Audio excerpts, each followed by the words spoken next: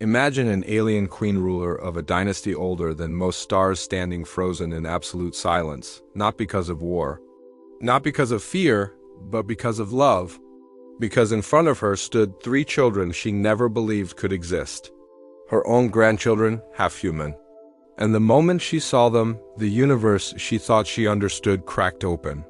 How did a desperate queen, an infertile alien princess, and a lone human rewrite the future of two species? Well, their story begins with a choice no queen had ever dared to make.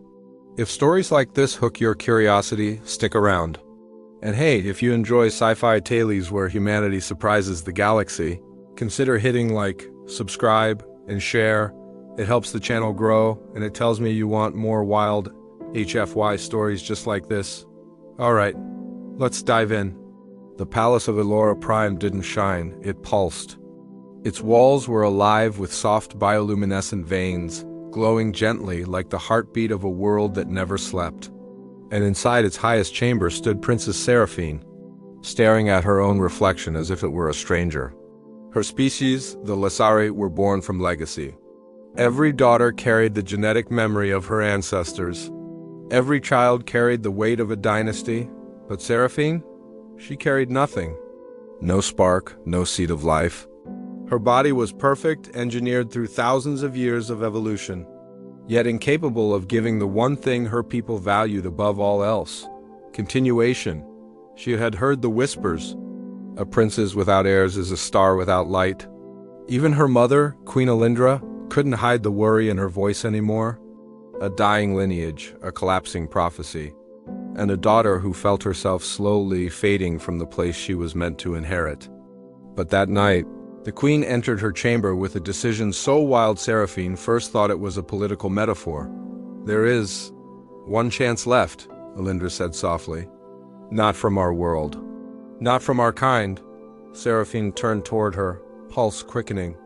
The idea sounded absurd even inside the queen's own mind. Humans were newcomers to the galactic stage, brash, unpredictable, still learning how to navigate empires far older than their entire species. Yet their genetic adaptability was unmatched. They survived radiation storms, frozen moons, toxic jungles, and somehow kept growing stronger. Queen Alindra had spent months studying every recorded instance of human cross-species compatibility. The data was scattered, inconsistent, but one truth kept surfacing: humans were the wild card of the universe.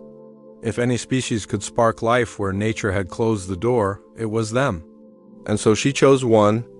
His name was Adrian Hale, an engineer stationed on a frontier outpost, not a warrior, not a politician, just a human with a steady heart and a strange resilience the queen couldn't quite explain. When he was brought before the throne, he didn't bow. He simply looked around in awe, muttering, "Wow. Your ceiling moves?" The guards panicked. The queen almost smiled. A human, Seraphine, watching from the shadows, studied him with quiet disbelief. This was the solution? This ordinary man with unkempt hair and a heartbeat that thundered louder than any Lysari's? Yet something about him felt alive in a way her world no longer did. Adrian didn't understand royal customs, sacred protocols, or why half the palace stared at him like he was an unpredictable animal. But he understood one thing instantly. Seraphine was lonely. Not the dramatic, tragic kind of lonely, just the quiet sort that hides behind perfect posture and trained smiles. When they first spoke, she tried to maintain her regal calm. He disrupted it in 5 seconds. "So, do you always glow like that, or is it just when you're annoyed?" Her bioluminescent markings flared brighter. "I am not annoyed." "Right," he nodded. "Totally not annoyed, super calm. Extremely glowing." For the first time in years, Seraphine laughed. It startled both of them. Their meetings grew from polite conversations to curious exchanges. Adrian introduced her to earth music. She hated the percussion but loved the violin. She taught him Lysari meditation. He kept falling asleep halfway through. He told her humans weren't as fragile as the galaxy assumed. She told him Lysari weren't as perfect as legends claimed. And somewhere between the shared stories and unexpected laughter, something small but undeniable began to form. A bond, a warmth, a spark that defied science, prophecy, and tradition. No one noticed at first. But the universe was already shifting. It began with a sound Serafini had never made before, an involuntary gasp, sharp enough to echo off the palace walls.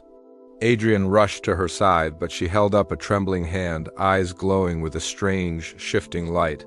"Something is happening," she whispered. Lysari healers arrived within minutes, their expressions tightening as their scanners flickered with impossible readings. Cells dividing where no cells should exist. Energy signatures forming patterns no Lysari body had ever produced. A biological spark that should have been extinct in her line, reignited. Adrian stood frozen. "Is she?" The lead healer swallowed. "Pregnant," the word spread through the palace like a supernova shockwave. Some celebrated, some panicked. Others whispered fears of unstable hybrids, unpredictable power, or genetic collapse. But Queen Alindra, she locked herself in the observation chamber, staring at the medical data with shaking hands. A miracle. Or the beginning of chaos. No one could tell. Meanwhile, Seraphine grew brighter literally. Her markings shimmered with new patterns, pulsing in rhythm with the small, growing heartbeats inside her. Adrian stayed beside her every day, reading to her, calming her, reminding her she wasn't alone. Months later, the galaxy held its breath. 3 infants were born, half Lysari, half human, fully impossible. The royal chamber was silent when Queen Alindra arrived, silent in a way that felt unnatural, as if the palace itself was holding its breath. Seraphine rested on an iridescent cradle bed, exhaustion softening her features. Adrian stood beside her, eyes red but glowing with pride, and between them, 3 tiny forms shifted under a blanket that shimmered like starlight. Alindra stepped closer, then she stopped, her entire body locked in place. The infants weren't shaped like pure Lysari children. Their skin carried faint human tones, yet their markings pulsed with the same royal bioluminescence that Seraphine had always hidden behind practiced grace. Their eyes barely open glimmered with star-silver irises, but beneath that glow was something unmistakably human. Warmth, curiosity, defiance. One of the babies reached toward the queen with a small, clumsy hand, and Alindra felt something she had not felt in centuries. Hope, raw and uncontrollable. Her voice cracked. "They are mine. My blood, my legacy." Adrian swallowed hard. "They're ours." The queen finally exhaled, the weight of centuries collapsing into something fragile and new. The children cooed softly, their lights pulsing in gentle unity, 3 small signals that would rewrite the future of 2 species. In that moment, Alindra understood a truth the galaxy had overlooked. Humans were not just survivors, they were catalysts. And her grandchildren were the beginning of an era no prophecy had ever dared to imagine.